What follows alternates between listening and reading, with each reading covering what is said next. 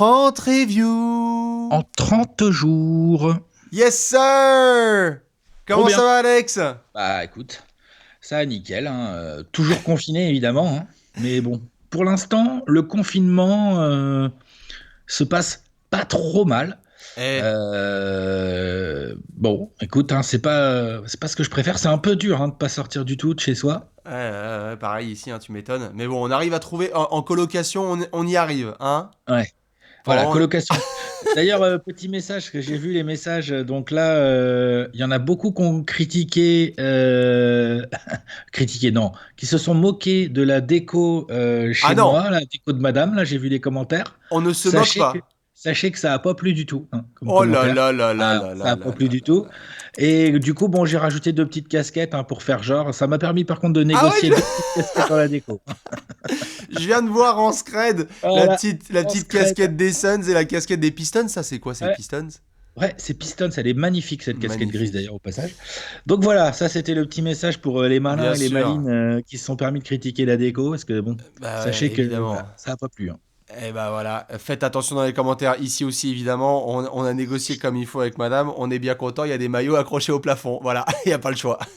C'est comme on dit, comme il faut. C'est les 30 reviews en 30 jours, le grand classique, la série préférée de ton joueur préféré, même quand il est confiné, n'est-ce pas? La NBA, il n'y en a pas, mais Trash Talk, il y a. Tous les jours, on va être avec vous. On a déjà fait la review des Warriors. Aujourd'hui, on s'occupe de la review des Cavs.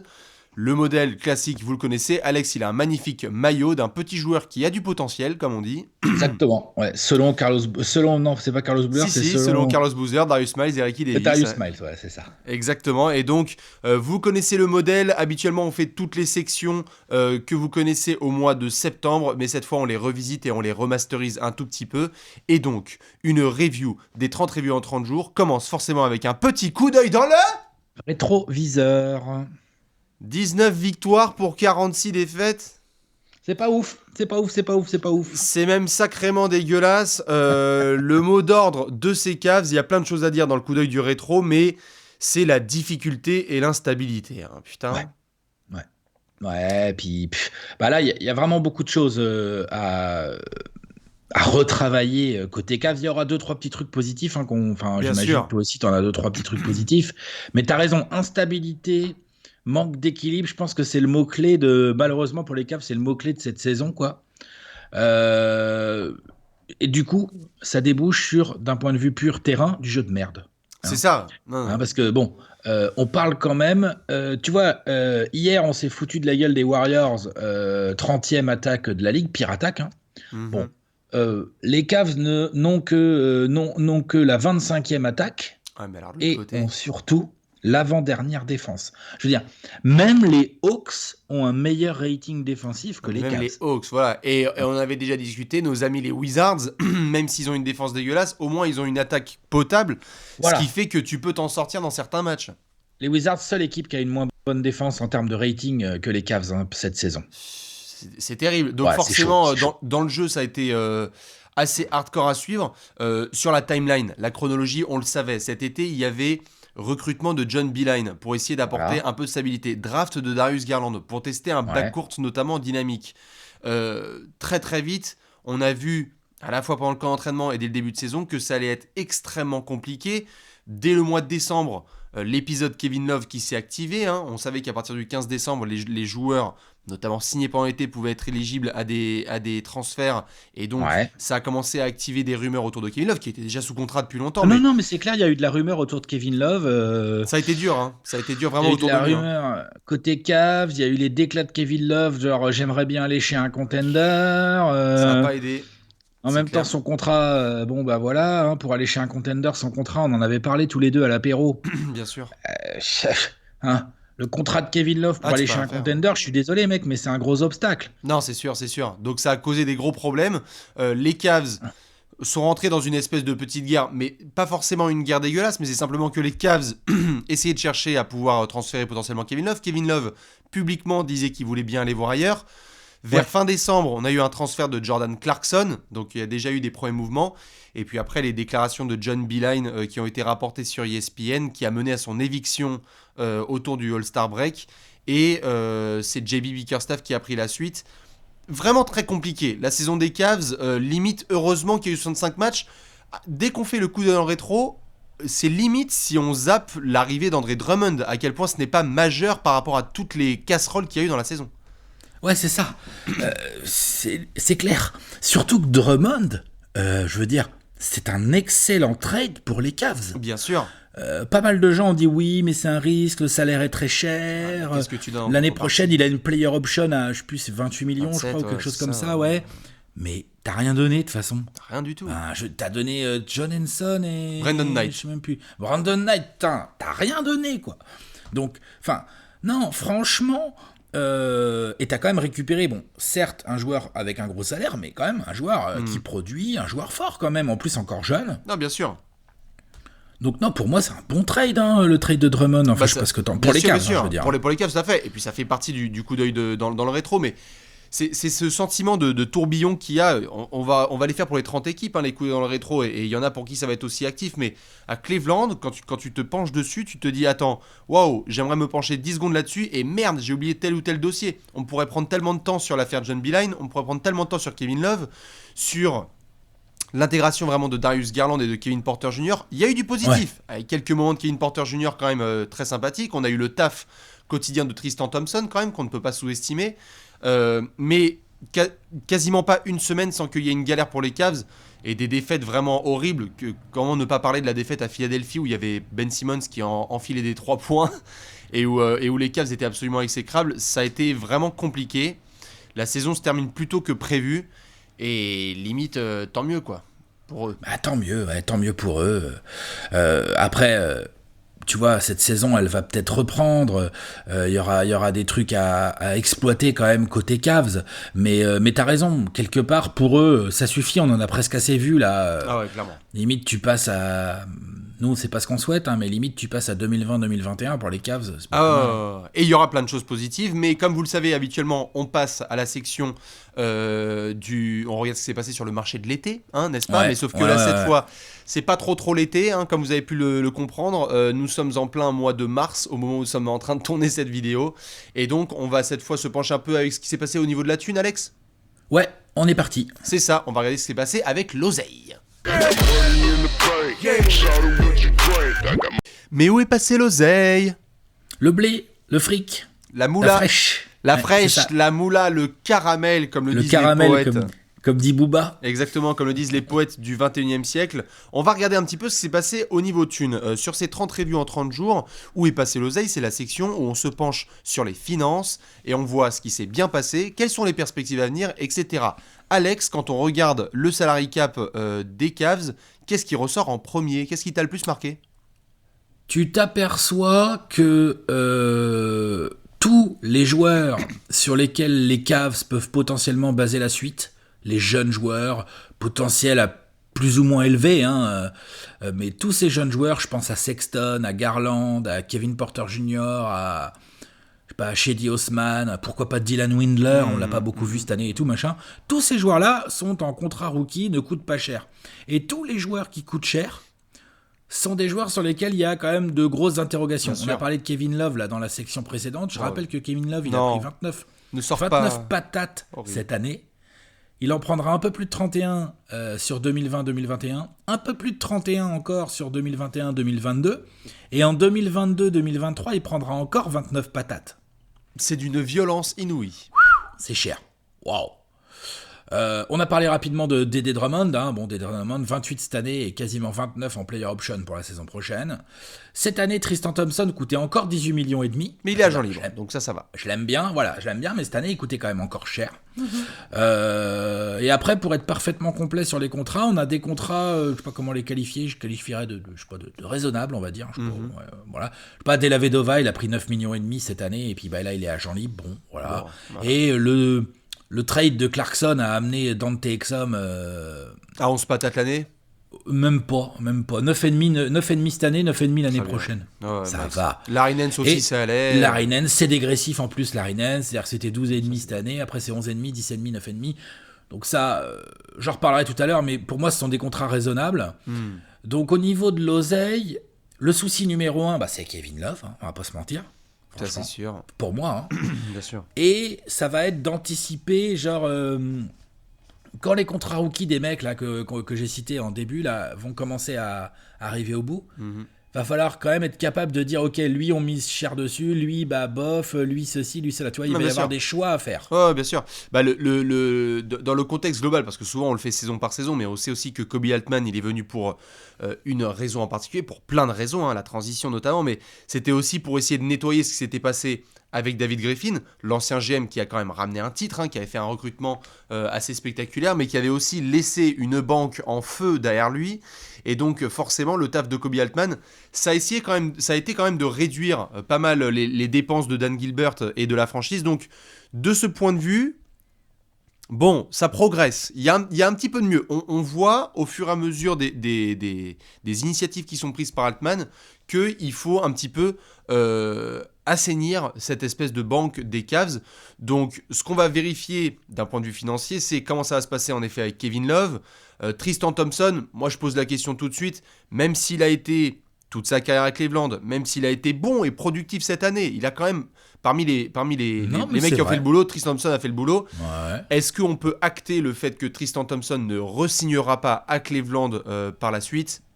Moi je suis plutôt sur le départ quand même. Ouais, moi je le vois plus accepter un contrat vraiment pas cher chez une grosse équipe. Pas toi ?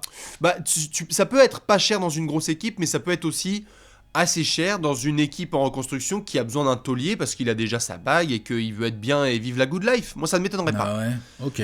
Ça m'étonnerait pas. Enfin, je pourrais totalement voir des équipes qui sont en reconstruction comme, je ne sais pas, les Wolves, les Knicks ou autres, etc. Essayer d'avoir ce joueur bagué, respecté dans son vestiaire, parce qu'on peut dire tout ce qu'on veut sur Tristan, TMZ, Kardashian, etc. Mais c'est un mec qui a quand même qui montre l'exemple par ses attitudes sur le terrain, hein, qu'on soit bien d'accord. Ça prend du rebond, ça taffe dur.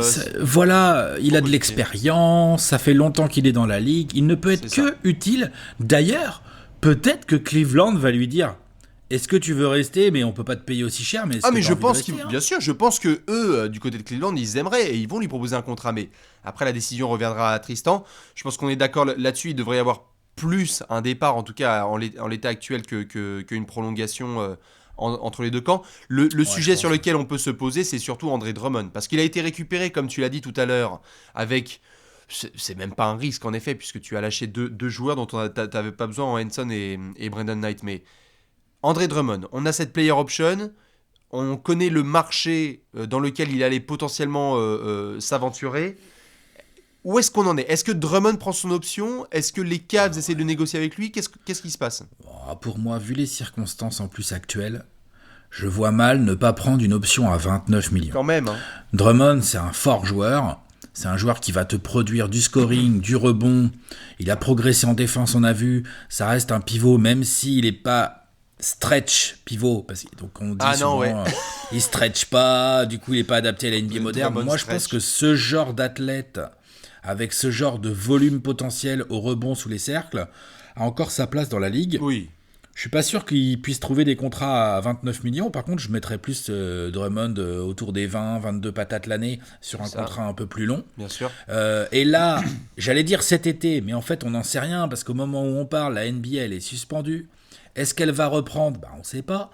Si elle reprend quand ? On n'en sait rien pour l'instant. Si elle reprend, ça va forcément être décalé. Ça va décaler le process de free agency, bien sûr. Le process de free agency et compagnie.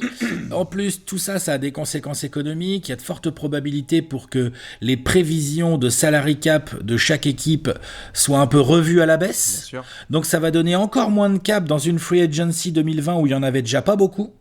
Donc franchement... Moi, quand tu mets tout ça en place, j'ai l'impression que Drummond, c'est statu quo. C'est t'as une player option, tu la prends. Bien sûr. Et t'essaies de nous faire une grosse saison 2021 pour débarquer sur la free agency, qui est des mecs qui se disent, attends, moi le pivot en 18 points, 15 rebonds de moyenne, ça m'intéresse quoi. Pourquoi pas, ouais, tout à fait. Moi, pareil, si je suis Drummond.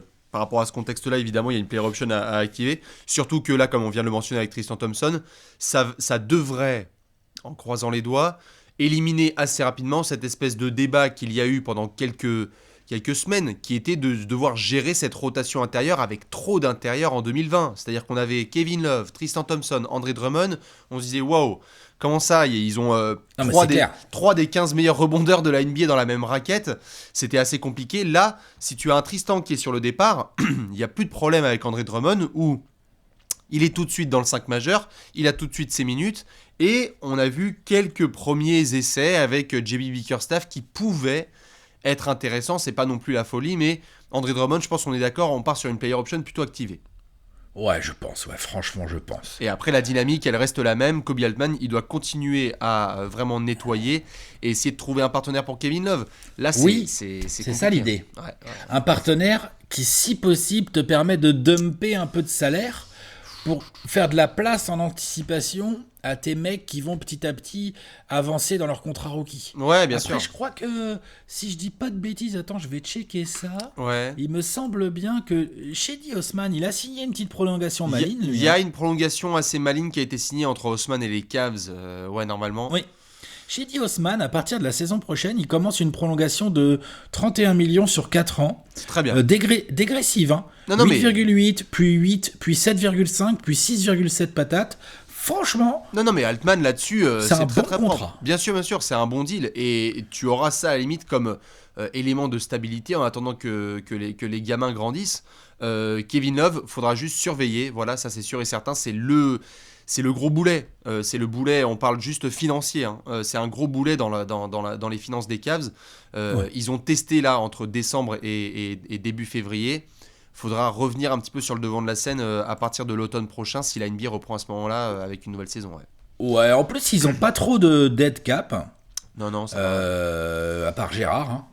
Ouais, bah ça, on ne touche pas à Gérard. Hein. Voilà.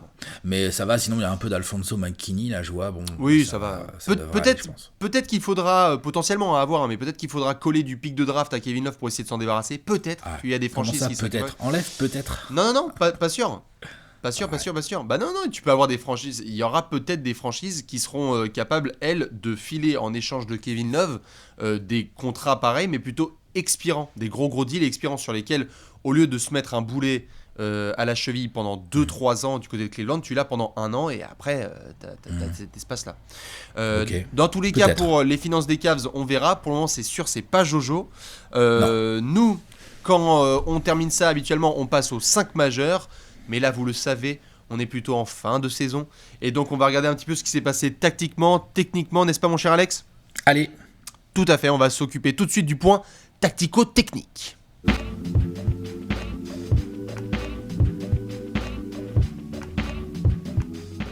Le point tactico-technique. Hashtag expert. Avec le H, n'oubliez pas le H à expert, bien sûr. Avec H majuscule. Bien sûr, majuscule, tout à fait. Avec le hashtag aussi Dédèche, vous le connaissez, c'est simple. Quand on fait le point un petit peu tactico-technique, on revoit ce qui s'est passé pendant 6 mois sur le terrain, les tendances de jeu, les rotations, les choix stratégiques. On a déjà fait les Warriors, c'était fort sympathique à faire. Là, avec les Cavs, c'est compliqué parce qu'on est sur un premier dossier, là, dans les 30 tribus en 30 jours, où on a littéralement 2 entraîneurs. Hein. On a eu d'abord John Beilein, puis JB Bickerstaff. Alors, on va passer quand même un petit peu de temps sur John Beilein parce que ce qu'il nous a montré, c'était vraiment sale. Hein, putain, ouais, c'est pas beau. Aucun style, pas de vraie philosophie de jeu. Comment dire C'est tout, la fin de la phrase. Induite. Pas de philosophie de jeu. Induite, enfin, les joueurs n'ont rien eu auquel ils pouvaient adhérer. Ouais. Du coup, sur la partie Beilein, tu te dis, t'étais là, tu regardes les Cavs jouer, tu te dis, mais c'est quoi leur style ? Enfin, genre, ils encaissent des tonnes de points, ils en marquent pas tant que ça, leur attaque, elle est parfois décousue. Enfin, c'était vraiment pas très agréable à regarder. À cette époque-là, les Cavs, on peut le dire, je pense. Ouais. Sans parler de tout ce que tu as évoqué dans le coup d'œil dans le rétro, les histoires Sexton, les plus anciens du vestiaire, Kevin Love, tout ça, enfin bref, beaucoup de choses. J'ai plus envie de m'intéresser, enfin je sais pas ce que t'en penses toi Bastien, moi j'ai plus envie de m'intéresser à ce qu'on a vu récemment là. Ouais, on va pouvoir en parler de Bickerstaff, ouais. On va pouvoir en parler en large. Bickerstaff, qui pour moi n'est pas un tacticien de génie, clairement pas. C'est pas un mec qui arrive avec des grands principes de jeu et qui va vraiment faire progresser les joueurs tactiquement. Par contre, il a une qualité qu'on avait déjà vue vite fait à Houston et vite fait à Memphis. Même si je pense que ces deux franchises-là, on garde pas forcément un souvenir. Impérissable. Comment dire ouais, c'est ça, impérissable. Mais en tout cas, il a un truc, c'est que le vestiaire, souvent avec lui, va bien et il sait parler aux joueurs, il sait faire en sorte que quand les mecs arrivent sur le terrain, ils aient envie de jouer ensemble. Quoi. Bien sûr, bien sûr. Non, ça c'est sûr. Le seul point là que avant qu'on puisse se focus sur JB, le seul point par rapport à Beeline qu'on peut quand même mettre en avant, parce que sur cette section, on regarde notamment au niveau stratégique ce qui a pu nous faire grincer des dents ou nous plaire, c'est qu'il y a eu en effet, comme tu le disais, ce manque de philosophie, de savoir comment responsabiliser les jeunes sans marcher sur les pieds des anciens. Et donc ça avait créé cet embouteillage qui nous a, premièrement, frustrés. Parce qu'on a vu un joueur comme Darius Garland qui était top 5-6 de draft quand même, récupéré par les Cavs. Et on s'est dit, attends, ok, bon, très bien pour l'utilisation de Colin Sexton. Peut-être que ça ne plaît pas à certains comme Kevin Love ou d'autres vétérans, mais pourquoi pas. Par contre, Darius Garland, aussi peu utilisé, malgré le contexte qu'on avait vu, c'est-à-dire un joueur qui avait eu évidemment une saison NCAA compliquée, il avait quasiment pas pu jouer à cause d'une blessure, mais d'avoir aussi peu de responsabilités, d'avoir un John Beeline qui parfois donnait les clés du camtar à Jordan Clarkson et disait « sors-nous de cette merde ». Bon, ça a créé tellement de soucis que en fait, toutes les semaines, quand tu regardais des matchs des Cavs, moi je vais encore plus loin que ce que tu as dit, tous les matchs des Cavs, offensivement à regarder, c'était d'une frustration. Enfin, moi, j'ai été énormément frustré parce que quand tu vois un top 5 de draft et que tu sens qu'il peut y avoir ce backcourt-là, je veux dire, ils ont fait de la communication autour. Ils ont dit, bon, on va voir Sexton, Garland, ça va galoper, ça va shooter. Bah non, le coach n'a pas suivi, quoi. On n'a pas eu ça, donc ça a été vraiment la frustration et c'est tout ce que je voulais dire sur John Beeline. Par contre, pour Bickerstaff, oui, on a eu déjà des prémices qui sont intéressantes. La première des choses... Colin Sexton sous Bickerstaff, c'est validé toute l'année. Hein. Les premiers signes qu'on est en train de voir là sont hyper intéressants. Hyper intéressant. Et même au-delà de ça, le jeu en global, je veux dire, on a retrouvé du Kevin Love, du Tristan Thompson un peu plus mordant. Bon, Drummond, on sait ce qu'il sait faire. Le peu qu'on en a vu avec les Cavs, il a apporté ce qu'il savait. L'attaque globalement va mieux. Hein. L'attaque des Cavs va mieux sous Bickerstaff. L'attaque va mieux. Ouais. Moi, j'aurais surtout des reproches à faire aux vétérans là-dessus. Où honnêtement, que ce soit sous Beeline, allez, je dis rien, comme tu l'as dit, c'est de la merde. Sous Bickerstaff, enfin, je sais pas, moi, quand je vois Kevin Love, des fois qui est un peu absent en attaque, qui fout rien en défense, quand je vois c'est Tristan Thompson, le meilleur intérieur, limite, tu vois, même Drummond, c'était pas si mal, mais je l'ai trouvé un peu mou. Après, on peut mettre ça peut-être sur le côté trade, pas voulu, déception, adaptation psychologique, mais j'aurais quand même des réticences à ce niveau-là. Non, moi, ce que j'ai bien aimé aussi, toi, t'as parlé de Sexton, moi, ce que j'ai bien aimé, et on en reparlera plus tard, mais je le pose juste ici, c'est le Kevin Porter Jr., oui, bien la sûr. fin de saison là, de Kevin Porter Jr. Là, même la saison au global. La saison au global, mais vraiment la deuxième partie, là, moi, non, bien sûr. Il y a des choses qui se passent. Hein. Ah, bien sûr, bien sûr, bien sûr. Bah, les points positifs, ils sont là. Une attaque qui est meilleure. Colin Sexton qui est en train de montrer des vrais signes de « je ne suis pas juste une mobilette sixième homme ». Nous, on s'est souvent posé la question et Dieu sait si on lui a tiré dans les pattes. Il est en train de montrer qu'il peut être un vrai guard en NBA, capable de scorer et de bien comprendre le jeu. Il y a vraiment eu des séquences là où tu vois que ça y est, le jeu il commence à ralentir dans sa tête. On n'est plus sur le mode Young Bull où ça fonçait dans le tas. C'est hyper intéressant à voir. Comme tu l'as précisé là, les vétérans, beaucoup de choses à redire parce que Kevin Love, c'est même pas qu'il est absent en défense, c'est que c'est limite de la désinvolture. Enfin, c'est pas bien. C'est violent. Franchement, le message qu'il a envoyé aux jeunes n'est vraiment pas top. Même s'il a essayé un peu plus de taper dans la main de Colin Sexton et de montrer qu'il est motivé, c'est trop relou. Mais ça, c'est parce qu'il a compris que ça allait niquer son transfert, sinon, parce qu'il se fait une réputation de merde en faisant. Ah, tu vois, il nique un peu son image, quoi. Il y a de ça, tout à fait. Et donc là, mais bien sûr, donc il essaie de se rattraper, mais le problème, c'est qu'ils n'arrivent pas trop à l'utiliser. Lui, il n'arrive pas trop à se motiver. En plus. Bon, malheureusement pour Kevin Love, hein, et malheureusement pour André Drummond, ça on en avait déjà parlé en off, mais dans la NBA actuelle, je dis pas qu'ils ne sont pas utilisables, évidemment que c'est des joueurs qui peuvent être évidemment encore très bons, mais dans la NBA actuelle, quand tu regardes les pivots et les ailiers forts, leur profil c'est violent. On a un ailier fort qui a du mal en défense, qui shoot bien à 3 points, qui peut stretcher, mais je veux dire, quand tu vois Kevin Love... tu devrais jouer stretch pivot. Tu pourrais jouer stretch pivot, et quand tu joues stretch pivot, prépare-toi à prendre des caisses de points. Enfin, je veux dire, il y a eu une mais période c'est un problème. où ce genre de profil c'était très bien. Et pareil pour Drummond, où évidemment c'est vachement bien athlétiquement et au rebond, mais on a aussi vu, et Dieu sait si on a parlé, de cette capacité à vraiment verrouiller sa peinture et à pouvoir vivre sans le ballon et à pouvoir peut-être espacer le terrain. Non, c'est juste pas possible. Donc, on a 2 joueurs qui coûtent très cher, qui stratégiquement créent des embouteillages. Et donc forcément pour Bickerstaff, il va falloir bien s'entendre avec Altman parce que sur le terrain, tu ne pourras pas construire grand-chose si tu n'as pas l'effectif qui est coordonné. Je suis d'accord. C'est vraiment compliqué. Donc là, si on devait donner quelques espèces de guidelines à JB et si on devait lui envoyer un fax, et d'ailleurs les fans des Cavs qui regardent cette vidéo, n'hésitez pas à donner votre avis là-dessus, qu'est-ce qu'on lui enverrait comme message ? Une espèce de to-do list, un peu de priorité d'un point de vue stratégique pour la saison prochaine. Parce que tu vois, rien que sur les titulaires, qui tu mets ? Moi je pense que s'ils sont encore là, tu mets Kevin Love et Andre Drummond. Ok. Je pense parce que malgré tous leurs défauts qu'on vient de citer, ils sont finalement assez complémentaires. Kevin Love stretch vraiment, Andre Drummond ne stretch pas du tout. Ouais. Andre Drummond aime bien traîner sous le cercle en défense. C'est pas du tout le cas de Kevin Love, et même quand il est sous le cercle, de toute façon il y fout rien, à part attendre pour gratter du rebond. Donc je pense qu'ils peuvent être complémentaires, mais c'est vraiment pour moi le scénario le moins bon. C'est-à-dire c'est le scénario où Andre Drummond prend sa player option et toi d'autre côté t'arrives pas à trader Kevin Love, tu vois. Mais en attaque je pense que ça peut fonctionner, en défense je suis très sceptique. Sinon l'idéal pour eux c'est un 5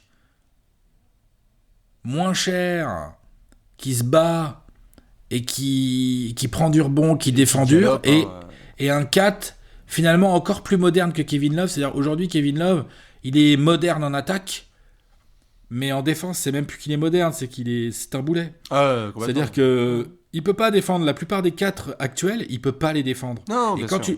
Et quand tu le mets 5, le problème c'est que ta raquette est porte ouverte, quoi. Donc, c'est ça. Un problème. Non, c'est sûr. S'il devait y avoir quelques indications, pareil pour JB, on va essayer de voir, on en parlera dans la section suivante de cette espèce de combo Garland-Sexton, à essayer de trouver une vraie complémentarité entre les deux, déjà qu'ils puissent vraiment jouer ensemble sur la durée avec de vraies responsabilités, et voir comment ça va se passer avec Kevin Porter Jr., qui en effet a montré d'excellents signes en sortie de banc, voir si le talent peut être contenu en sortie de banc ou s'il va beaucoup trop exploser pour ensuite devenir titulaire, et essayer de voir ces espèces de joueurs, ces couteaux suisses qui font un petit peu tout le boulot de l'ombre, Larry Nance Junior, Cedi Osman et compagnie, qui pourront peut-être aider. On va surveiller ce qui va se passer avec JB Bickerstaff. En tout cas, ce qui est sûr et certain, c'est qu'il y avait un vrai bon message d'envoyer par le management des Cavs. Je suis d'accord avec toi, c'est pas ma tasse de thé, JB Bickerstaff, c'est sûr et certain. De ce qu'on a vu à Houston, de ce qu'on a vu à M6, c'est pas top. Maintenant, la situation elle est différente. Lui, il a eu un atterrissage compliqué à Houston après McHale, où c'était le bordel. À Memphis, on était en transition, c'était pas top non plus pour lui. Gasol qui se barre, qui venait de se barrer, Conley, enfin... Non, c'était compliqué, c'est ça, clair. C'était compliqué. Et enfin, ce message, il est enfin envoyé par les Cavs. Quand tu as un garçon talentueux comme Colin Sexton, ou comme Darius Garland, qui vient d'arriver, quand on regarde Colin Sexton, il est arrivé. Il a eu la validation à la draft de Tyronn Lue. Ensuite, il a eu 6 mois de Larry Drew. Ensuite, il a eu 5 mois de John Beilein. Et là, maintenant, il a JB Bickerstaff. C'est impossible pour des jeunes de se développer dans un endroit où il n'y a pas ne serait-ce qu'une linéarité stratégique. Donc, de prolonger, parce que ça, on ne l'a pas encore mentionné, mais JB Bickerstaff, il a pris une prolongation. Il a 3 ans. Il a 3 ans. Donc, qu'on aime ou pas, au moins, allez, il y aura un petit peu de continuité pour que les mecs sachent un petit peu avec qui ils vont faire la saison, quoi. Ouais, ce qui serait bien maintenant, c'est de trouver de l'équilibre et de la continuité en termes de joueurs aussi. Bah oui. C'est-à-dire là, t'as quand même une rumeur sur ton joueur qui est censé, sur le papier, être le plus fort. T'as Kevin Love. Si tu redémarres la saison avec Kevin Love, ça va redémarrer une autre saison avec des rumeurs encore. Tu vois, genre on va être là, est-ce qu'ils vont le garder, il va y avoir des rumeurs de trade autour de lui. Quand même, l'idéal, ce serait que soit les mecs disent non, mais on le garde, on compte sur lui et que Kevin Love fasse OK, je suis bien à Cleveland, ou alors qu'il dégage, qu'il soit tradé et qu'il parte. Mais qu'au moins la situation soit claire, ça aide pas à investir, ça. Je suis bien d'accord. Donc, dans tous les cas, d'un point de vue stratégique, on va suivre ce que fait JB Bickerstaff. L'attaque, ça va mieux. La défense, on verra ça vers 2024. Nous, on va se pencher évidemment sur le gros sujet. Vous le savez, pendant les 30 reviews en 30 jours, c'est comme les previews. On a une grosse question. C'est quoi, Alex ? The question of the death. Tout à fait, c'est l'heure de la question de la mort.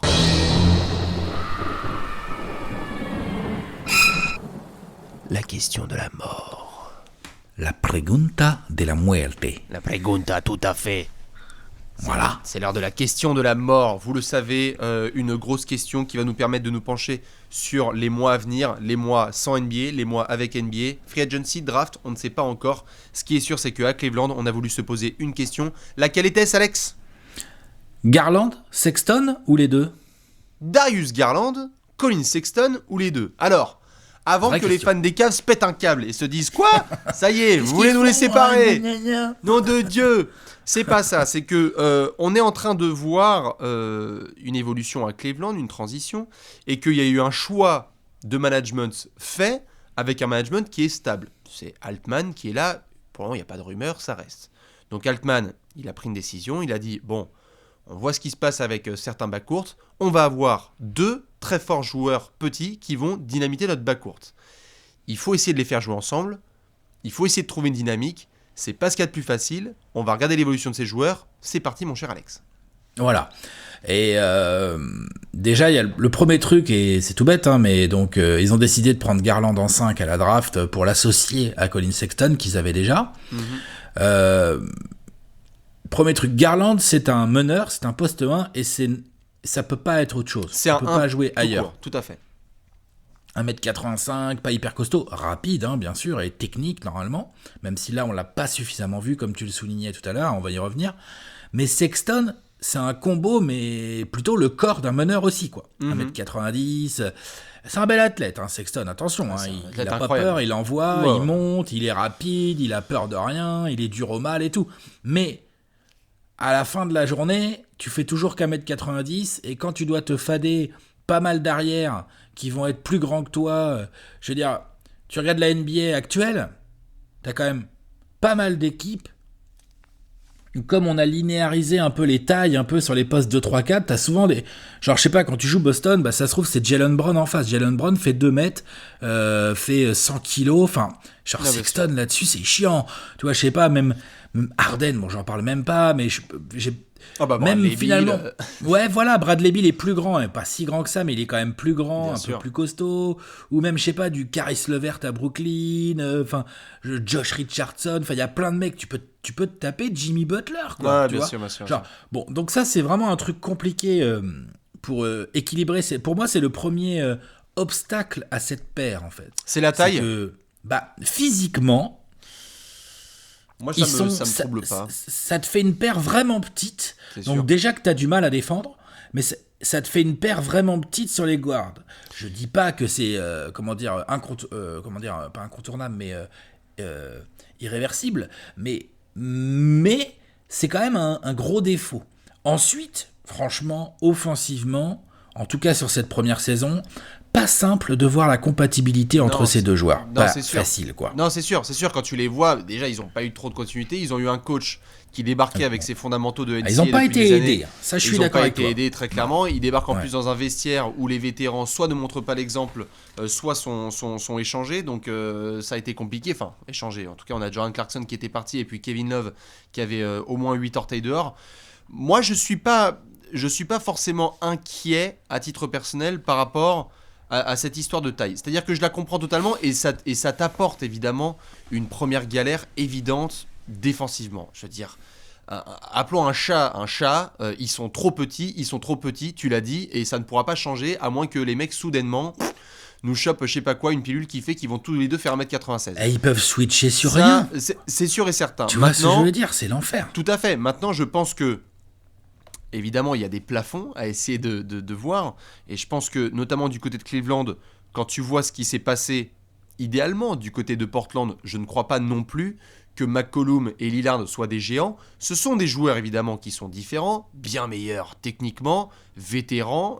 Je ne suis pas en train de dire que ce sont les mêmes joueurs. Mais simplement, ce modèle-là, ce ne sont pas des foudres défensives. Au tout début de leur carrière, souviens-toi, on était les premiers. Moi à critiquer McCollum, toi à critiquer Lillard, où on se posait des vraies questions. Je suis d'accord, Lillard-McCollum en défense, c'est pas terrible. Et donc ils ont trouvé... quand même un peu plus costaud naturellement, juste je te coupe 2 secondes, c'est quand même plus costaud naturellement que Garland Sexton. Je veux dire, Lillard, genre il en a un dans chaque doigt. Non mais tout à fait. Il est costaud Lillard. Tout à fait, mais Lillard a 28 ans et c'est Lillard quand Lillard est arrivé en NBA, c'était maigrelet, enfin il avait pas trop la base pour. C'est quand même pas Garland.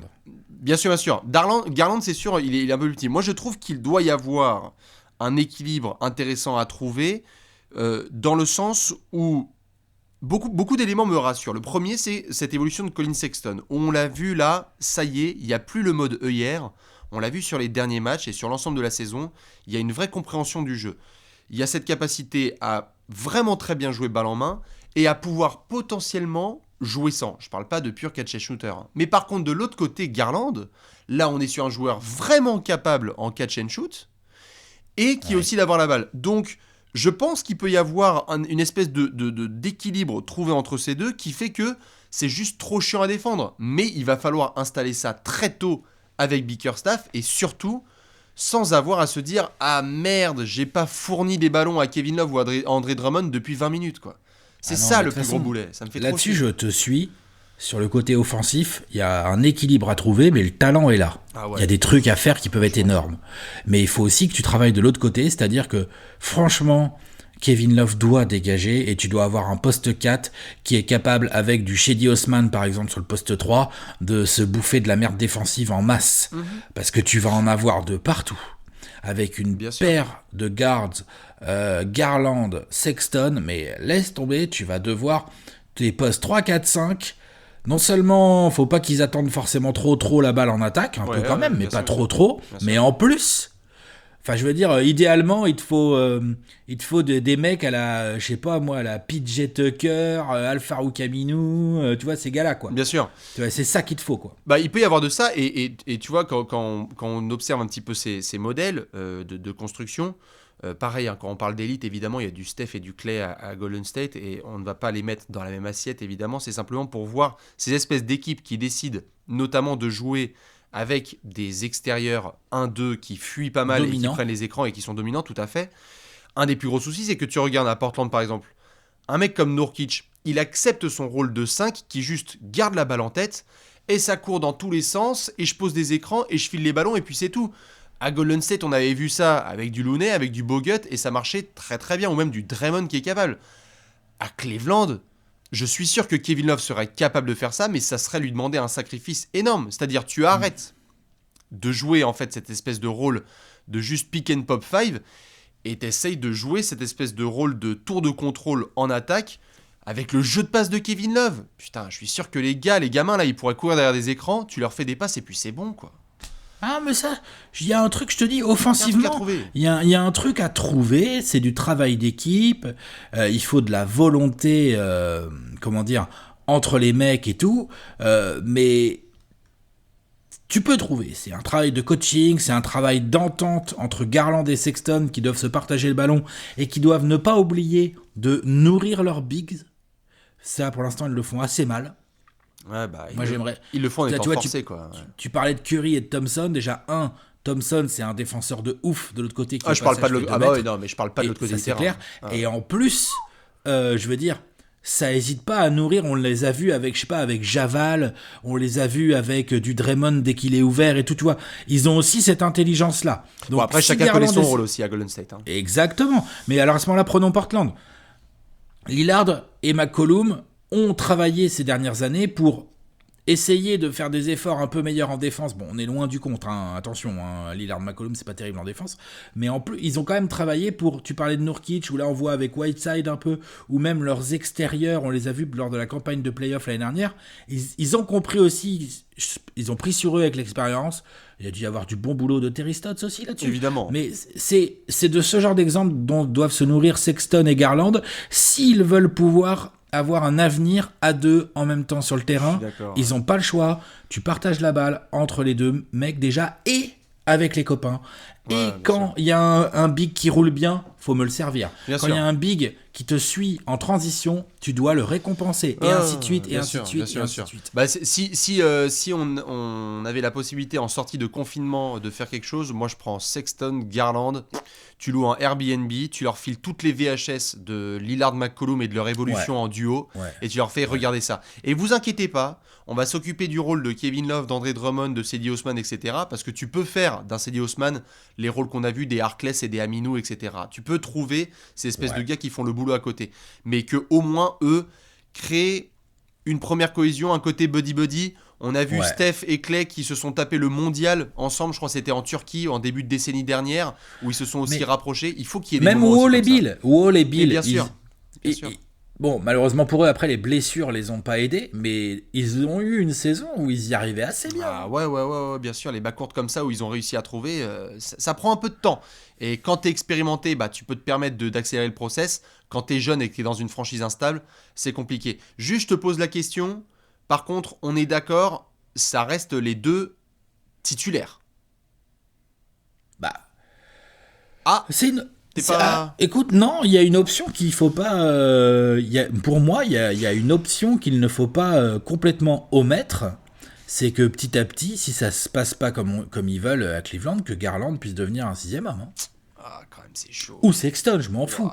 Bah, quoi, c'est chaud. À un moment donné, tu dois gagner. Tu dois trouver un équilibre. Non, bien Bickerstaff, c'est pas le genre de coach à faire ça, à mon avis. Mais si demain, ça marche pas avec Bickerstaff qui dégage et que t'as un coach un peu plus dur, tu vois, je sais pas, au hasard, Kenny Atkinson qui débarque là-dedans, moi je te dis qu'il y a un des deux mecs qui peut se retrouver sur le banc.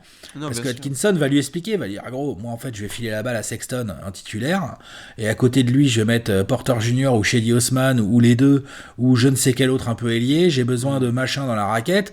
Excuse-moi Darius Garland, mais en fait ce qui va se passer c'est que tu vas toujours avoir 30 minutes de temps de jeu, mais je vais les répartir et tu vas pas jouer souvent à côté de Sexton en fait. Alors j'entends bien. Moi je pense que ce qui se passe là avec Kevin Porter Jr., c'est que si on doit suivre un modèle pareil idéal, c'est que tu vois ce mec en sortie de banc et tu te dis bon, bien sûr, je vais lui filer toutes les responsabilités en sortie de banc.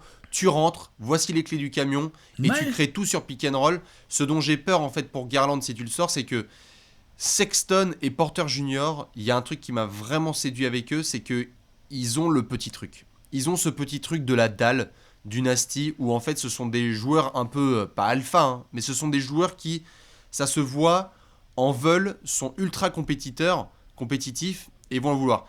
Je suis un peu sur ma réserve avec Garland. Je trouve qu'il y a un côté, pour le moment, un peu gentil, un peu poli, etc. Bon, après, il a tout le contexte pour être justifié. C'est que le mec, entre blessures, manque de rythme. Mais il n'est pas aidé. Et effectivement, il n'est pas aidé, on est d'accord. Mais j'ai peur que si tu mets un mec comme ça en sortie de banc, ça peut vite briser la confiance quand même. D'accord, mais on est en NBA, Bastien. On n'est pas dans le pays des ouais, mais je suis bien d'accord. Mais c'est un 5e choix de draft. La saison prochaine, il est en danger, je pense. Oui, mais c'est un 5e choix de draft. Il y a un moment où il va falloir le responsabiliser et au moins, je dis juste, au moins le jeter dans l'eau, quoi. C'est-à-dire que si tu dis à ce mec, vas-y, saute là du ravin et on va voir ce que ça va donner. Bon, au moins on teste. Mais faut qu'il saute. Voilà, faut au moins tester. Et si ça se trouve, on va se rendre compte que en fait, et là je te suivrai sans problème. Ça se trouve, on va faire, oh putain, c'est trop chaud en tant que titulaire, à la fois en attaque et en défense. Genre, c'est mort, en fait. Et donc, à ce moment-là, ça peut devenir un excellent 6e homme, mais au moins qu'on sache ce que... J'aimerais bien voir ce que donne sur un mois Darius Garland avec 12 à 15 shoots par match et plus de 30 minutes, quoi. On n'a juste pas encore eu ça. Et si, à partir on a 30 minutes cette année, et je sais pas combien de tirs il a pris, mais il n'a rien rentré surtout. Après, c'était pas les bonnes conditions tactiques. Putain, non, mais ça, je suis d'accord, mais sur les quantités, je pense qu'elles y sont déjà. Hein. Mais il faut plus. Non, mais il faut plus de temps, mais les quantités que tu viens de donner, je pense qu'elles sont déjà là sur sa saison. À peu près. Hein. Il faut plus de choses. Ouais, mais il a un poignet. Bah ouais, mais là, il en rentre pas. Genre, est-ce qu'il est à 40% au tir seulement cette année, ce mec? Mais bien sûr, mais bon, après c'est manque de rythme. Moi, je lui laisse. Mais clairement, il est pas aidé. Et donc, je pense que la saison prochaine va être très importante pour lui. C'est un numéro 5 de draft. Il y a des espoirs qui ont été placés en lui. Mais donc, tu le mets en sortie de banc. Non, c'est ce que je te dis. Mais je t'ai dit que c'était le risque. C'était ce qui risquait de lui arriver. Tout va tellement vite en NBA que la paire Garland-Sexton, elle est pas simple à mettre en place. Je ne suis pas persuadé que Bickerstaff soit le mec idéal pour ça. Mais moi, je te posais à toi la question, Alex. C'est pas le risque. Moi, je te dis que la saison prochaine, si ça redémarre et qu'il y a encore du mal à trouver l'équilibre, que ça continue à prendre des fours en défense et qu'en attaque, ça a du mal à trouver l'équilibre entre Garland et Sexton pour faire tourner l'attaque, je pense que l'un des deux peut finir sur le banc et sur le banc, c'est pas genre je joue plus, peut passer 6e homme, et je pense que vu ce qu'on voit en ce moment, ce serait plus Garland. Voilà. Je suis bien d'accord, mais c'était juste ça que je dis. Tout à fait, c'était juste pas ça la question. C'est la question que je te posais, c'était toi, est-ce que tu gardes ces deux en titulaire? Je dis pas, on sait très bien, je pense que tout le monde sait qu'il c'est trop tôt pour répondre à ça. Pour l'instant, oui. Pour l'instant, Voilà. oui. Bon, très bien. Pour l'instant, si la saison elle doit reprendre demain, bon, c'est pas le cas malheureusement, mais ou sinon dans la projection d'une saison 2020-21, on repart avec les deux titulaires. Je démarre avec les deux titulaires, voilà, mais je suis très très attentif et prêt à tout moment à tenter des trucs tactiques. Bien sûr, clairement. Ça on le verra. Dans tous les cas, dites-nous ce que vous pensez sur le. Dites-nous ce que vous pensez sur cette question de la mort entre Colin Sexton et Darius Garland. Quel est leur avenir en duo? Quel est leur plafond aussi? Voir ce que le management de Cleveland va décider. Est-ce qu'ils peuvent construire autour de deux joueurs comme ça? Nous, on va passer au trophée du peuple. Juste par contre, excuse-moi, toi tu fais quoi? Tu les mets en titulaire aussi les deux? Oui, bien sûr, je l'ai dit. Moi, tu brises pas la confiance. Hein. Tu brises pas la confiance. Ok, ça marche. On va passer au trophée du peuple. Allez. C'est parti, c'est l'heure du Gérard d'or.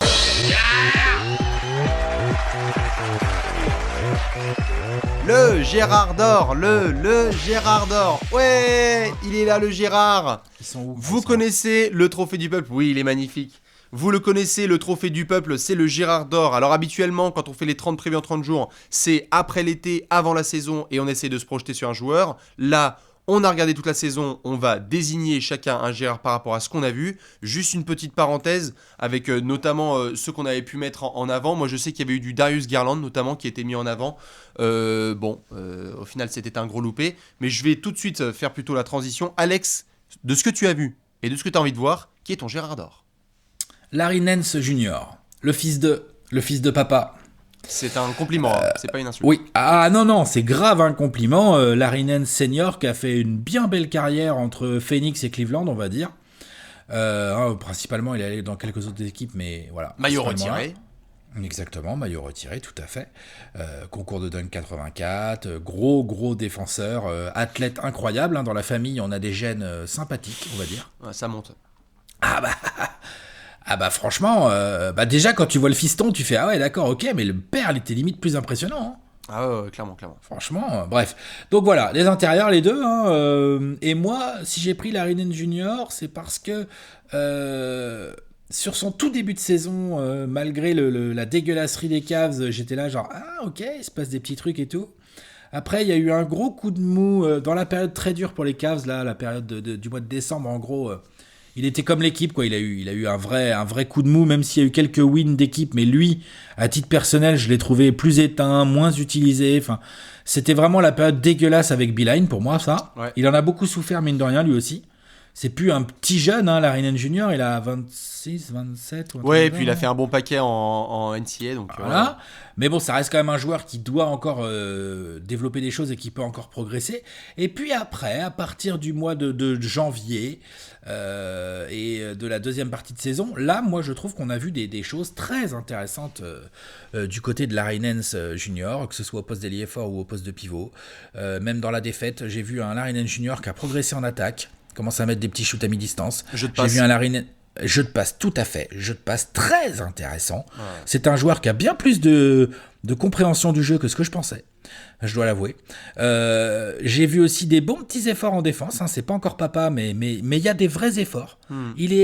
Lui, tu vois, il est agile, il est mobile, il se donne. Rien que pour ça... Demain, tu traites Kevin Love, j'ai pas de souci. Vas-y, mets-moi Larry Nance Jr. titulaire. Ouais, franchement, t'es les Cavs, tu joues quoi? C'est vraiment l'assistant qui fait le boulot, ouais. Lui, il va te les couvrir, hein, les pick and roll dégueulasses, les couvertures dégueulasses de Sexton ou Garland, par exemple, tu vois. Lui, il va protéger son cercle, il est mobile et tout. Il se bat au rebond. Enfin voilà, donc j'ai vu plusieurs matchs où vraiment j'ai été séduit. Il y a eu pas mal de double-double sur la deuxième partie de saison. Et des vrais double-double, hein, je veux dire, du 20 points, 10-12 rebonds, quoi. Je sais plus, il a massacré les Wizards, je crois. Enfin, massacré, c'est un grand mot. Hein. Les Pélicans, il les a salis, effectivement, t'as raison. Non, voilà, il y a eu pas mal de matchs. J'ai vu faire un gros match contre les Sixers aussi. Un gros match notamment au rebond. Donc ça, c'était vraiment intéressant contre les Hawks. Hein, tu vois, les Hawks, par exemple, bon, beaucoup d'intérieurs ont mis la misère aux Hawks. Larry Nance Jr., il en fait partie. Ah ouais, bien sûr. C'est bien, c'est important. Tu vois. Donc ça, voilà, c'est mon Gérard d'or dans le sens où sa saison m'a pas mal intéressé. Et en plus, je pense que pour l'avenir des Cavs, il peut être une pièce intéressante du fait qu'il peut encore progresser, qu'il a la mentalité qu'il faut. Et en plus... Contractuellement parlant, on en parlait tout à l'heure dans l'oseille, contrat dégressif pas trop cher, franchement, c'est nickel, ouais. C'est Gérard d'or très intéressant, monsieur Larry Nance Jr. C'est à suivre de très près Larry Nance Jr. Comme tu le soulignais bien, souvent quand on trouve des athlètes un peu freak comme ça, on a tendance à à oublier qu'ils peuvent avoir un très bon QI basket. Et en fait, Larry Nance montre que ce n'est pas juste un athlète. Vraiment, il contribue bien dans différents aspects du jeu. Donc ça, c'est vraiment top. Comment ne pas prendre Monsieur Kevin Porter Jr. en Girard d'or. Je pense que c'est le Girard officiel de cette équipe. Alors, le talent était indéniable quand il a été drafté. Joli style de draft en fin de premier tour. 30e, donc ça c'était bien joué. On avait sur le dossier ces histoires d'attitude. Et oui, en effet, on l'a vu en NBA, ça c'est particulièrement bien traduit puisque il y a des moments où Kevin Porter Jr. peut s'embrouiller avec quelqu'un, prendre une petite technique, célébrer alors qu'il y a 10 points de retard. C'est comme ça fait partie du package. Il a, dans son laboratoire, un peu de Kelly Oubre, un peu de Gérard, un peu de Harden, un peu de plein de choses. Mais, quand on lui file la balle, main gauche, et qu'on le voit juste soit créer pour lui-même, soit pour les autres, c'est génial. Moi, j'adore. C'est génial. Il y a certes du déchet, et il y a plein de choses sur lesquelles travailler, mais il est extrêmement jeune. Il a quel âge ? Il a extrêmement jeune, il a 19 piges, 20 piges. Il a même max. pas 20 ans, c'est ça. Hein. Il est extrêmement jeune. Il a une excitation dans le jeu qui, moi, me fait cliquer sur lui. C'est-à-dire que vraiment, quand Kevin Porter est sur le terrain, j'ai envie de le regarder jouer. Il a fait des séquences où, soit sur pick and roll, il lit bien le jeu pour lui-même, il finit bien des deux mains. Il peut monter à l'arceau et être extrêmement explosif. Donc, en fait, la question qui se crée, et qui était du coup pas forcément celle prévue par rapport à la draft où on avait vu Garland qui était un peu plus médiatisé, c'est quel est le plafond en fait d'un mec comme Kevin Porter Jr. C'est-à-dire que là, quand t'es fan des Cavs, quand tu vas pouvoir reprendre les entraînements et qu'il y aura les vidéos pendant l'été, je pense que tout ce que les fans des Cavs vont vouloir voir, c'est oh putain, t'as vu le dernier workout de Kevin Porter Jr.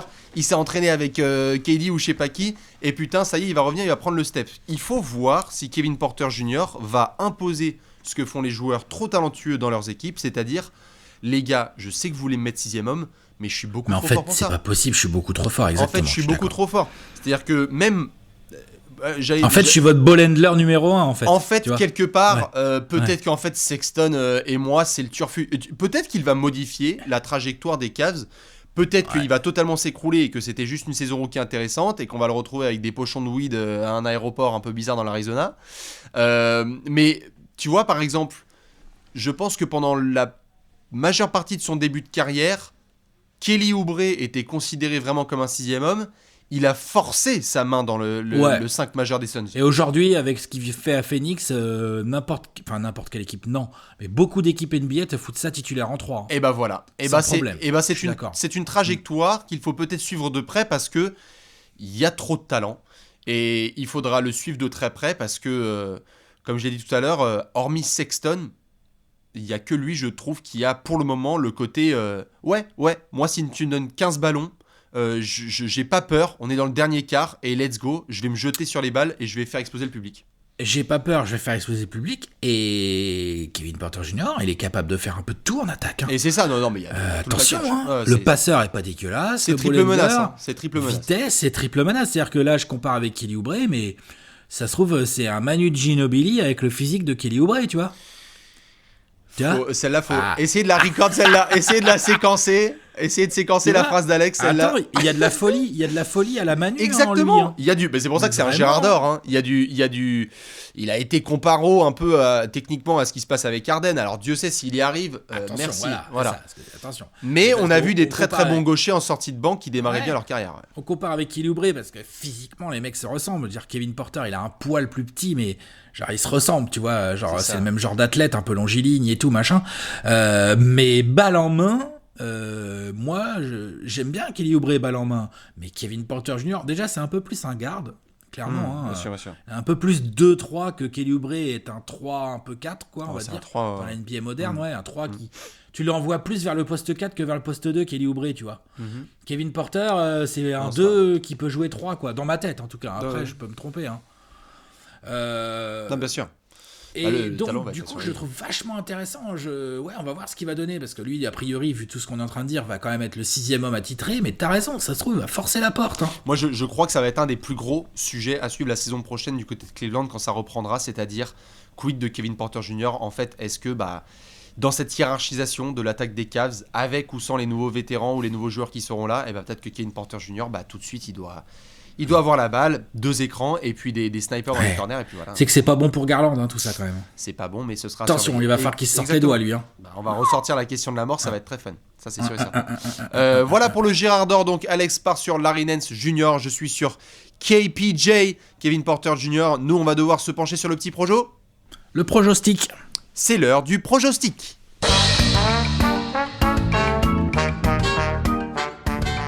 Le projostic. Le projostic. Qu'est-ce qui va se passer ? Tout à fait, 24 secondes pour Alex, 24 secondes pour Bibi. D'habitude, on annonce la saison et le classement. Cette fois, on va essayer de faire la petite to-do list du Père Noël. Si on veut réserver des choses positives pour les Cavs, ça va être dit en 24 secondes. T'es prêt, Alex ? Ouais. 3, 2, 1, Brad Doherty. Moi, je vois des Cavs qui continuent à faire jouer les jeunes, qui vont évidemment essayer de tout faire pour se débarrasser de Kevin Love, parce que je pense que c'est un poids pour cette équipe en reconstruction. Il faut espérer pour eux un bon truc à la loterie, quel est lieu à quel moment on ne sait pas, mais au moins un bon truc, un vrai bon pic. Et après, il faudra voir si JB Bickerstaff, qui a été re-signé, est vraiment le bon gars pour ce rebuild. J'ai des doutes. Magnifique, 28 secondes. Et voilà. Ah bah voilà, putain, on se rapproche des 24 gentiment. Moi je sens que je vais faire 37. Allez, 3, 2, 1, top chrono. Donnons un peu de temps à JB Bickerstaff pour voir vraiment ce qu'il donne en tant que coach vraiment posé. Oui, évidemment, la loterie plus les Cavs, on sait ce que ça va donner. Félicitations pour le premier choix de la draft 2020. Attention à cette situation avec la triplette Kevin Porter Jr., Colin Sexton et Darius Garland. Il faut trouver une hiérarchie offensive immédiatement. Suivons le recrutement pour voir si, 1, il y a du vétéran, et 2, il y a des joueurs capables de défendre. Voilà pour les Cavs à suivre. Cool. Magnifique. Et bien voilà pour la petite review des Cavs. Dites-nous ce que vous pensez évidemment de la suite, de l'avenir moyen et long terme de la franchise de l'Ohio, sans le King ni Kyrie, ma foi. On va suivre s'il va y avoir un cutage complet de la team de 2016 avec Tristan et Kevin Love qui se barrent dans les prochains mois. Alex, habituellement, on termine avec un indice, mais cette fois... Bah là, vu qu'on remonte le classement, les gens ont une petite idée de ce qu'on va faire, donc on va aller chez ces messieurs Jared Culver et Malik Beasley. Magnifique. Et ben on vous fait plein de bisous et Alex, on va essayer de faire comme d'habitude. Tu tends la main droite, attention. 3, 2, 1, ciao!